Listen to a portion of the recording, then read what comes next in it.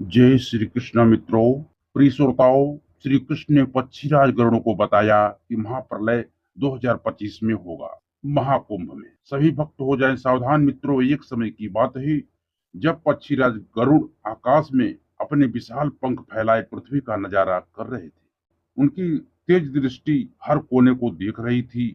जब उनकी दृष्टि प्रयागराज की ओर गई तो उन्होंने देखा कि वहां महाकुंभ का आयोजन चल रहा है और संगम तट पर लाखों लोग गंगा स्नान के लिए उमड़ पड़े हैं। चारों तरफ गंगा, जमुना और सरस्वती के संगम का पवित्र माहौल था।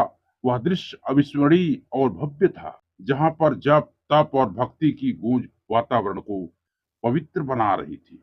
किंतु पक्षीराज गरुड़ की दृष्टि केवल बाहरी सौंदर्य तक सीमित नहीं थी। उनकी तीक्ष्ण आंखों ने उस भीड़ के भीतर छिपी हुई मनुष्य की भावनाओं और कर्मों को भी परखा, जिसे देखकर उनका मन विचलित हो गया। दोस्तों, गरुड़ जी ने भीड़ में अनेकों विभिन्न प्रकार के लोगों को देखा, जिनके चेहरों पर आस्था और मुक्ति की उम्मीद तो थी, लेकिन उनके कर्मों की छाया भी स्पष्ट दिखाई दे रही थी। उन्होंने उन महिलाओं को भी देखा जिन्होंने अपने परिवार के प्रति अपने कर्तव्यों को त्याग कर अपने पति के अलावा पर पुरुष से संबंध बनाए थे, तथा उनके चेहरे पर एक विचित्र संयम और आशा की, मानो गंगा की पवित्र जल में स्नान करते ही उनके सारे पाप धुल जाएंगे। ऐसी उम्मीद में वहां सब दृष्टिगोचर हो रहे थे। वहीं कुछ वृद्ध भी थे जो अपने परिजनों को, अपने परिवार वालों को हमेशा सताते रहे थे। वे भी इस उम्मीद में आए थे कि उनकी डुबकी लगाते ही सारे पाप धुल जाएंगे।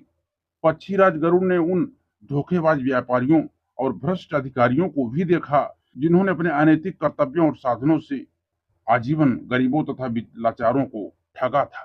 नमस्कार दोस्तों, हमारे मोटिवेशनल आरके ब्लॉग चैनल में आप सभी का बहुत बहुत स्वागत। दोस्तों, वीडियो बहुत ही इंफॉर्मेटिव है, आप लोग अंत तक जरूर बने रहें और भगवान श्री कृष्ण का आभार व्यक्त करें ताकि आपके पूरे घर परिवार पर भगवान श्री कृष्ण की कृपा सदैव बनी रहे। तो दोस्तों, वीडियो में देर न करते हुए हम आगे बढ़ते हैं। उनके मन में भी यही धारणा थी कि गंगा में स्नान करके वे अपने किए गए हर अन्याय और दुष्कर्मों से मुक्त हो जाएंगे। उसी भीड़ में नए युवा वर्ग भी थे जिन्होंने नए जमाने और कलयुग के चलते अपने नैतिक कर्तव्य और मर्यादा को भुलाकर दुष्कर्म किए और दिशाहीन जीवन को सही दिशा देने के बजाय गंगा में समाधान खोज रहे थे। उन्होंने देखा कि कुछ लोग ईर्ष्या, घृणा और हिंसा को बढ़ावा दे रहे थे, तो कुछ चोरी के उद्देश्य से, तो कुछ व्यापार करने के उद्देश्य से वे सभी उस पवित्र स्थान पर एकत्रित हुए। पक्षीराज ने देखा कि कुछ लोग पड़ोसियों से ईर्ष्या रखते थे, दूसरों के संपत्ति और अधिकारों पर लालच से नजरें गड़ाए हुए घूम रहे थे। वे सब भीड़ के हिस्सा थे। वे मानते थे कि गंगा का स्पर्श उनकी आत्मा की शुद्धि कर देगा। सभी के चेहरे पर पवित्रता पाने की आकांक्षा तो थी, लेकिन हृदय में सच्चे प्रायश्चित और सुधार का कोई भाव नहीं। यह देख गरुड़ जी का हृदय व्याकुल हो गया। उन्होंने सोचा, क्या गंगा का जल सच में उनके सारे पापों का प्रायश्चित कर देगा? क्या इनका उद्धार एक डुबकी से हो सकता है, जबकि उनके कर्म और मन अब भी दूषित है? तो दोस्तों, पक्षीराज के मन में सवालों का ज्वार उनके मन में उठने लगा। वे सोचने लगे कि क्या यही भक्ति और आस्था का यह रूप है, या बाहरी आडंबर? अब उनके भीतर यही सवाल घूमने लगे। इसलिए वे उनका उत्तर जानने के लिए गोलोक जाकर भगवान श्री कृष्ण से मिलने का निश्चय किया और वे गोलोक पहुंच गए। वहां वो देखते हैं कि भगवान श्री कृष्ण एक स्वर्णमय सिंहासन पर विराजमान थे। सिंहासन के चारों तरफ मंद प्रकाश फैले थे, जैसे उन मंद मंद प्रकाश उनकी दिव्यता का गुणगान कर रहे हों। श्री कृष्ण की चमक ऐसी थी जैसे कि सूरज की रोशनी भी फीकी पड़ जाए। उनकी मुस्कान में करुणा और दया का ऐसा संयोग था कि किसी भी हृदय को शांति से भर दे। गरुड़ जी भगवान के चरणों में नतमस्तक होकर के प्रणाम करके बोले। तब भगवान श्री कृष्ण मुस्कुराते हुए पक्षीराज गरुड़ की तरफ देखे और बोले, आइए पक्षीराज, आपका स्वागत है। बताइए कैसे आना हुआ? निश्चय ही कोई विशेष प्रायोजन होगा। कहिए, अचानक आने का कारण क्या है? तब पक्षीराज गरुड़ ने अपनी विनम्रता प्रकट करते हुए कहा, प्रभु, मैं आपके पास एक गहन जिज्ञासा लेकर आया हूँ, आपकी शरण में। हे कृपा निधान, आज मैंने पृथ्वी पर महाकुंभ का आयोजन देखा, करोड़ों लोग गंगा स्नान करने के लिए एकत्र हुए हैं, लेकिन कई अपने कर्मों से दुष्ट और पापी हैं जो अपने पापों को छिपाने के लिए पवित्रता का आडंबर कर रहे हैं। भगवान, मैंने एक और विचित्र दृश्य देखा। मैंने देखा कुछ महिलाएं पर पुरुषों से संबंध बनाए और अपने दोष को छिपाने के लिए, अपने दोष को मिटाने के लिए संगम में स्नान करके वो मुक्त होना चाहती हैं। कुछ वृद्ध जो अपने परिजनों को सताए और जीवन भर उपद्रव मचाए, आज वो इसी आशा में स्नान करने के लिए आए हैं कि उनका पाप मिट जाएगा।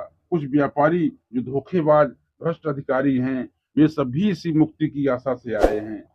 तब भगवान श्री कृष्ण मंद मंद मुस्कुराते हुए कहे, हे विनेता पुत्र खगेंद्र, आपके यह सारे प्रश्न गहरे और महत्वपूर्ण हैं। मैं सबका उत्तर दूंगा, केवल शब्दों में ही नहीं, एक कहानी के माध्यम से।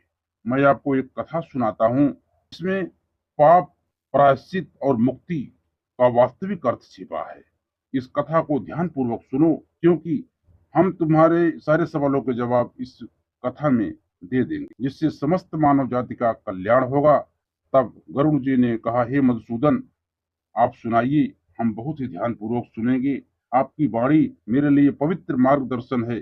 तब आगे भगवान श्री कृष्ण ने कहा, यह कथा सिर्फ सुनने के लिए नहीं है, इसे अंत तक समझना और आत्मसात करना भी अनिवार्य है। जो इस कथा को अधूरी छोड़ देते हैं, उनका पाप कभी नहीं मिट सकता, और जो सुनेगा वह सच्चा महाकुंभ स्नान का फल प्राप्त करेगा। तब श्री कृष्ण कहते हैं, हे पक्षीराज, एक समय की बात है जब गंगा के तट के पास एक पवित्र गांव था जिसका नाम काशीपुर था।